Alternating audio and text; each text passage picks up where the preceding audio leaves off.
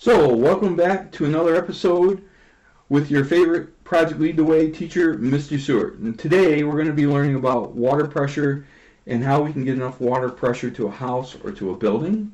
And we're going to be using this Hazen-Williams formula to calculate that.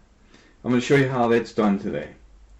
So, what this formula basically calculates is loss due to friction in a pipe.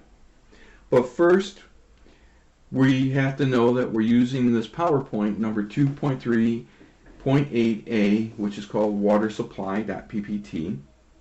And you've got this in your handout.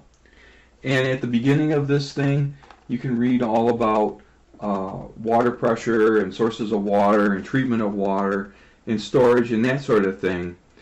But what we're concerned about today as a consumer is maintaining at least a minimum water pressure in a house or in a building of 40 psi. If you go below 40 psi, when you open a faucet, water really comes out very slowly. It'll be mostly a trickle. It won't be very forceful at all. You also don't want your water pressure to go above 80 psi. If you go above 80 psi, it's kind of like taking a shower or washing off with a high pressure hose. So we want to be somewhere between those two. And even 60 psi they consider to be high water pressure.